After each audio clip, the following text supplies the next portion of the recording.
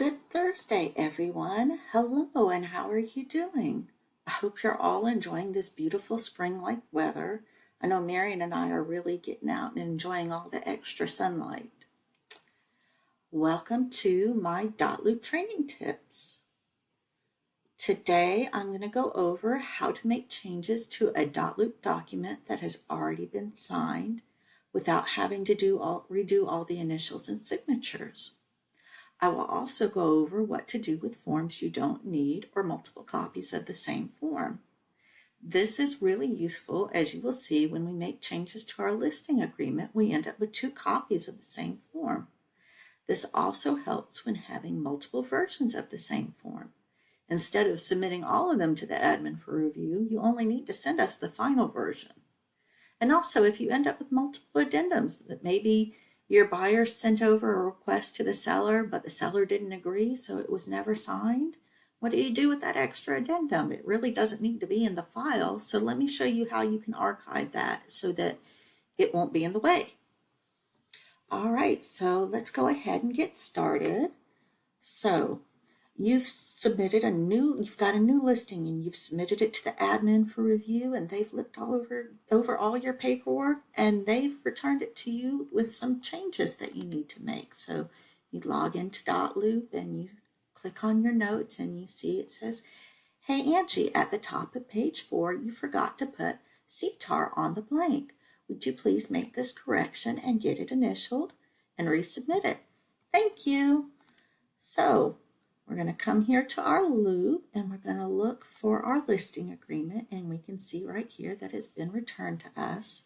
So we are going to click on our listing agreement. Okay, this is easy enough. All I've got to do is go scroll to page 4 and type CTAR in the blank.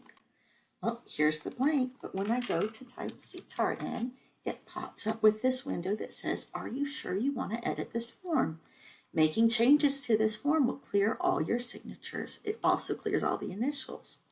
So you can either say yes, completely redo the form, make your sellers re-sign everything, or your buyers, or buyers and sellers, and let me tell you, everybody will be grumpy then. Or you can say, "No, I don't want to make changes." Well, I still have to put CTAR on this, so how can I make these changes? We're going to back out of this window and go back to our loops where we can see here's our listing agreement. We're going to go across to the 3 dots over here and click on these dots, and you are going to scroll down until you see Make a Copy. You're going to click on Make a Copy, and it's going to pop up with this window, and it's going to ask you what you want to do. First choice is copy as a Dotloop document. Well, we don't want to do that because we've already got that. We can also copy it as a flat PDF. This preserves the signatures and makes the document not editable. So that sounds like what we want. So we're going to pick that dot there, and then it's asking where do we want to copy this form to. So we want to copy it to our loop that we're working on. So we're going to click to a loop, and it's going to pop up with a new window asking you what loop you want to put it in.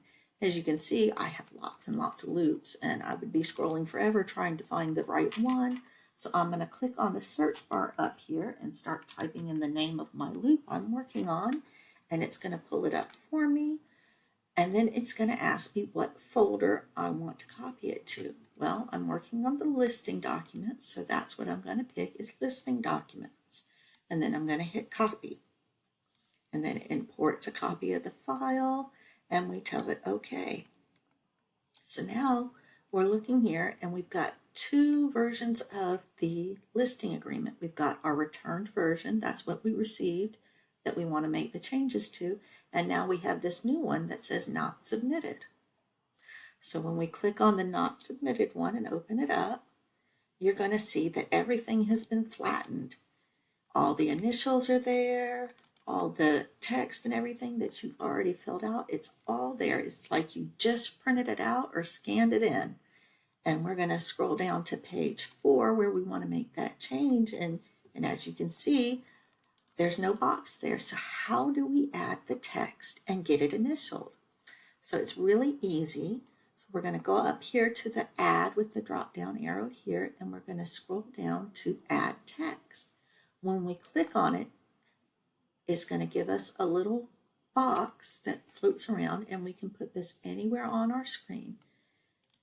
You can adjust the size of the box, you can make it bigger. When you're placing the box, make sure you don't cover up the line. You want it to float up above that line, so it doesn't look like you tried to white out on the contract there. So then we type on our text, and then we click over here, and now our box is there, but we need to add those initial boxes. So we're going to go up here, and we're going to go add initials. And it's going to give us a box floating around, and we just bring it over here. We can put it wherever we want. If we want it on the side of the page, next to the change, wherever you need it to be. I don't recommend sticking it on top of the text that's already there from the contract. That makes it hard to read. Try to put it, near where you're making the change, but not on top of the words. So we're going to go add initials, and now it's going to ask us, do we want to sign it now? Well, this isn't for us to sign, it's for our clients to sign, so we're going to sign it. Now, most of you have already input your client's information, so their name's going to be in this list. But since this is a test, I don't have any clients' names in the list, so I'm actually going to go down here to role, and I'm going to sign it to my seller. And now I have 2 sellers, so I need 2 initial boxes. So I'm going to add another initial box.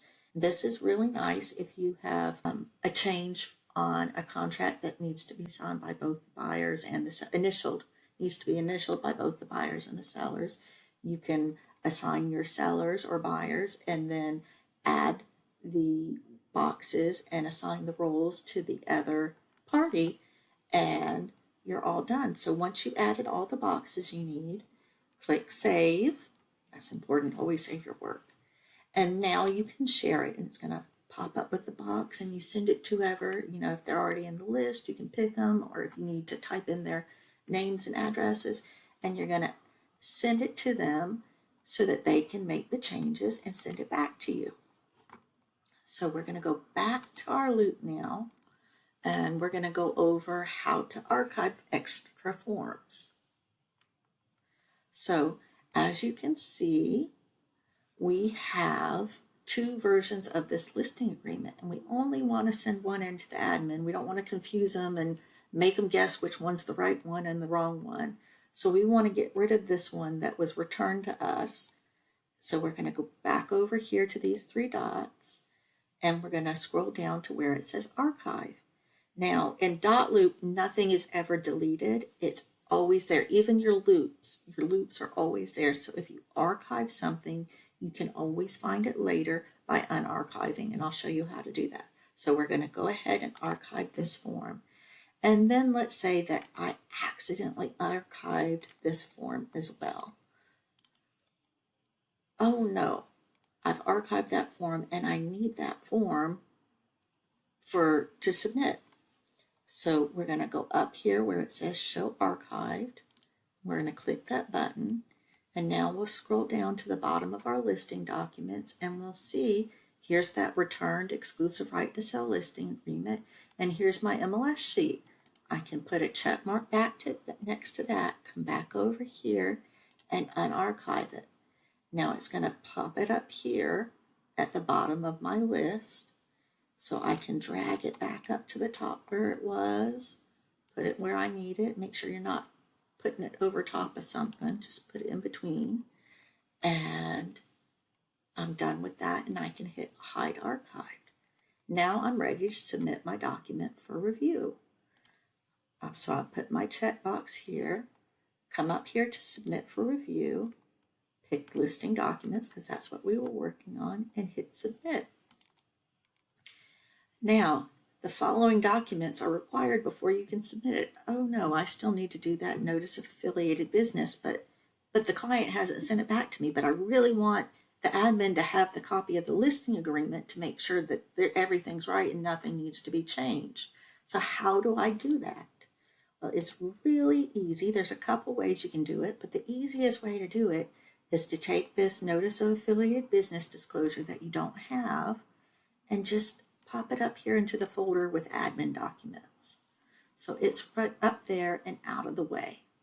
Now I can hit submit for review, listing documents, submit, and you have the admin have the document and they can review it and approve it or tell you, hey, you still need to change something or you forgot to do this.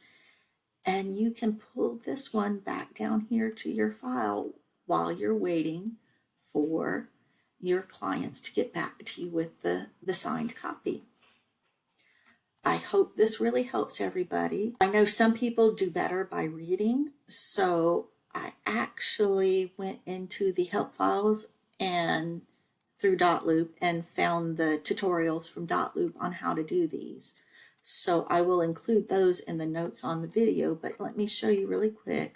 All you have to do is scroll down here to the bottom, click Help Center, and it's going to pop up with a window eventually, and you can type in a question. So, how do I delete a document?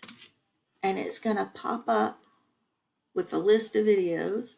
And right here, the very first one, archive, delete a loop, archive, delete documents and folders. So you can click on that and it's going to have a video, but it's also going to have step-by-step instructions. And so that's how I was able to learn how to make the changes to the listening agreement without removing the signatures, which is something that one of our agents called me earlier this week and asked, how do I do this? And I said, oh, I don't know. This is how, and this is how I found out how to do it. So anyway, I hope this helps you. I hope you all have a wonderful week. Really get out there and enjoy this gorgeous cool weather while it lasts, because you know summer is right around the corner and the heat will be out there. If you need any help with Dotloop, please reach out to the admin. We are here to help you. We may be busy, but we will definitely be able to answer questions. Thank y'all and have a wonderful day.